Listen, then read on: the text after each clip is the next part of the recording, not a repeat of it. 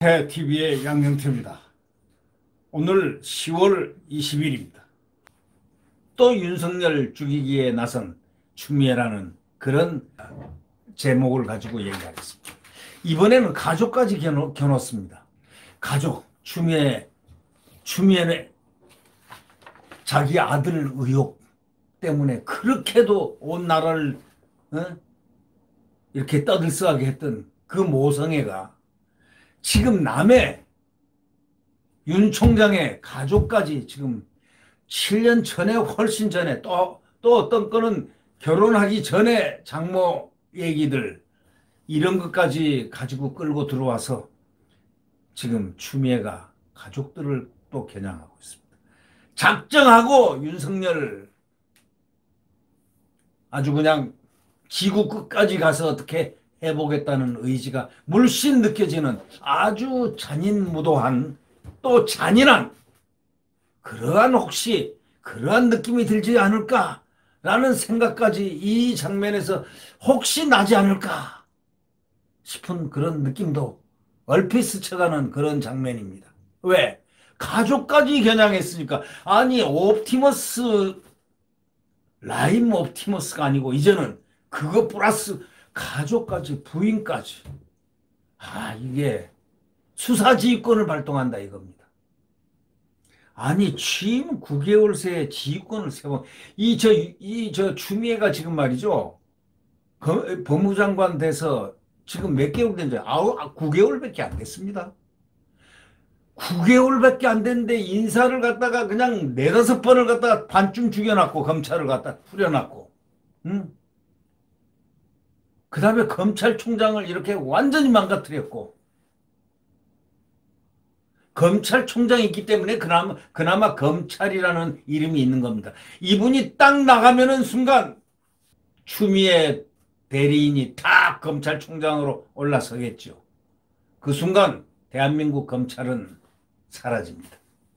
진정한 검찰, 소위 정의로운 검찰, 법과 원칙에 의해서 국민을 바라보고 갔던 그 검찰은 사라집니다.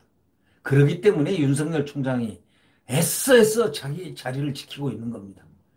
다른 분들 같으면 보통들 이구동성으로 나오는 얘기 있지 않습니까? 윤석열이 아니었으면 다 뛰쳐나갔을 것이다. 그러나 윤석열은 뛰쳐나가질 않고 있습니다.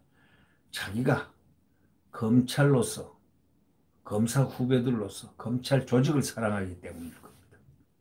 그는 검찰 조직을 사랑한다고 누누이 과거에 얘기를 한 적이 있었습니다. 추미애 장관이 윤석열 검찰총장 가족하고 또 주변의 사건, 라임 운영 펀드 사건 이런 거에서 윤 총장을 배제하는 수사지휘권을 발동했는데 왜 이렇게 가족까지 끌어들였을까요? 왜 이렇게 가족까지 해야 되겠어? 형사소송법에도 없는 주변 측근이라는 불명확한 개념으로 수사지휘권을 정가의 보도처럼 남용하고 있다고들 비판하고 있습니다. 추미애 법무장관이 어저께 윤석열 검찰총장의 가족하고 주변 관련 사건의 지위를 배제하는 수사지휘권 발동하자 한 검사장급 간부가 개탄을 하면서 그렇게 얘기를 했습니다. 세상에 형사소송법에도 없는 주변 측근이라는 불명확한 개념으로 수사지휘권을 정가의 보도처럼 남용하고 있는 사람이 누구냐 이거예요. 이게 처음 아니냐 이런 얘기죠. 추미애가 19일 윤석열 검찰총장의 가족과 주변 관련 사건 지위를 배제하는 수사지휘권 발동을 하자 한 검사장이 하도 기가 막혀가지고 한마디 딱 뱉어놓은 게 그냥 그게 언론에 딱 잡혔습니다. 네. 윤 총장을 수신으로 해가지고 보낸 A4 용지 석장 분량의 수사지휘 공문에는 라임 자선 운용 펀드 관련 검사 및 야당 정치인 비위 사건 외에 검찰총장 가족 및 주변 사건이 포함되어 있습니다. 특히 주로 여권에서 의혹을 제기해온 윤 총장의 부인과 관련된 사건 2건, 윤 총장의 장모와 관련된 사건 1건, 윤 총장과 가까운 검사의 친척과 관련된 사건 1건 이걸 추가한 것을 사실상 윤 총장을 향한 전면적 수사 지시, 윤 총장을 향한 지시, 수사 지시라는 분석이 나옵니다. 뭐냐? 검찰총장을 검사들이 수사하도록 지시하는 겁니다. 그런 내용이 아니겠느냐 하는 분석이 나온다는 겁니다. 이 법무부가 중앙지검하고 남부지검 국회 국감 도중인 어저께 오후 5시 30분에 언론에 배포한 수사지휘 공문 핵심, 윤 총장 가족 및 측근에 관한 의혹에서 검찰총장의 수사지휘권을 배제하는 것이었습니다.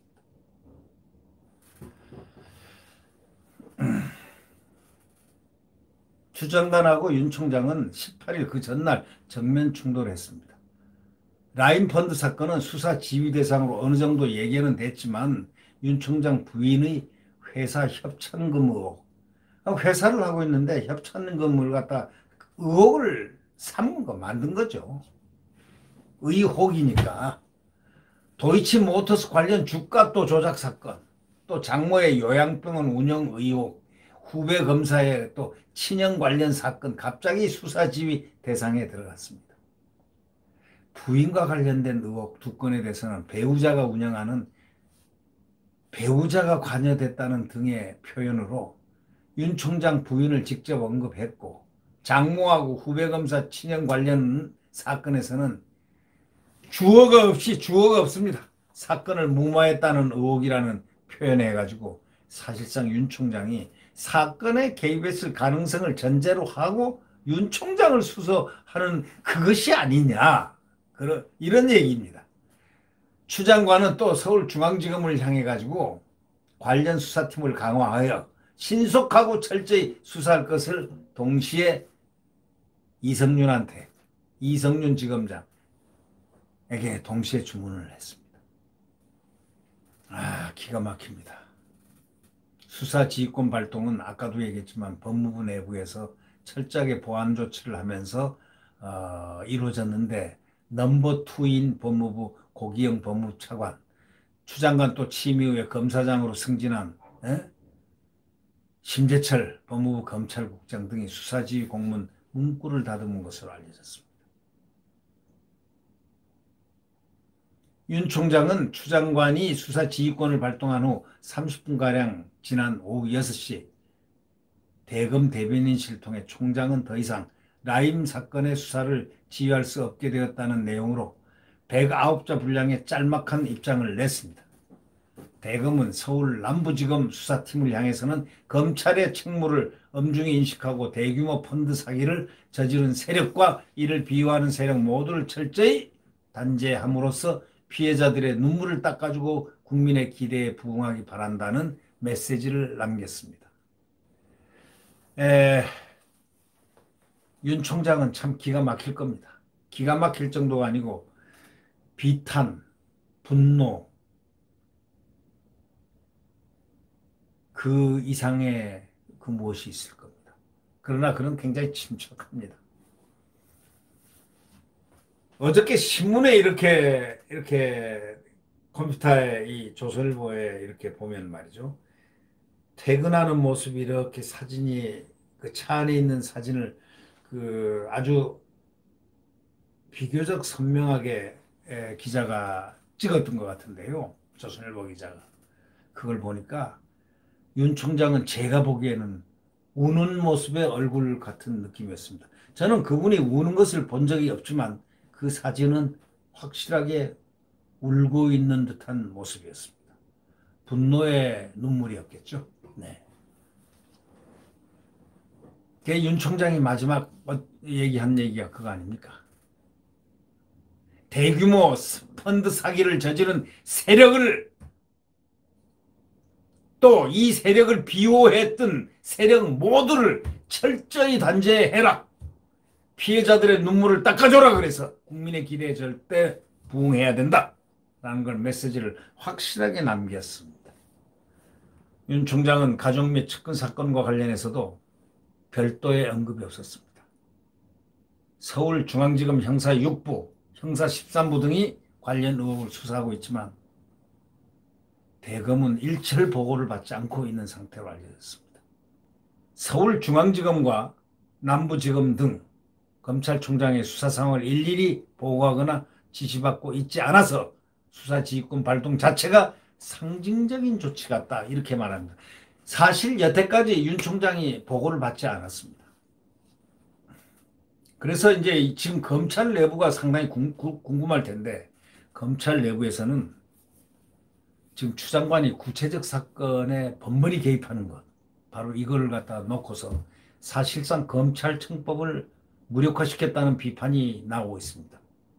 한 검찰 관계자는 검찰 조직 수장이 검찰총장이 아니라 법무부 장관이 된 것 같다, 결국 수사 결과에 대한 책임도 장관이 져야 하는 것 아니냐 하고 비판을 하고 있습니다. 윤 총장은 추 장관의 수사지휘권 발동에도 불구하고 사의를 표명할 생각이 전혀 없는 것으로 알려졌습니다. 지금 사의를 내면은 안 되죠. 사의를 표명하면. 이번에 목적은 윤 총장을 제발로 나가게끔 하는 게 아마 목적이었을 겁니다만은 윤 총장은 절대 그렇지 않을 것이다. 사의를 표명 안 했다. 안 나간다는 사의를 표명할 생각이 전혀 없는 것으로 지금 알려지고 있다는 건 그나마 다행입니다. 국가적으로 다행입니다. 22일 대검찰청에 대한 국회 국정감사가 있는데 바로 모레입니다. 모레. 아마 윤 총장이 강도 높은 어떤 발언을 하지 않을까. 그 윤 총장의 그 발언은 아마 대한민국의 지축을 흔들 것이다, 이렇게 한번 예측을 해보고 있습니다. 그 전망이 맞아떨어지지 않을까 생각합니다. 네. 구독 버튼과 엄지를 눌러주시면 감사하겠습니다. 구독 버튼과 엄지를 눌러주시면 고맙겠습니다. 안녕히 계십시오.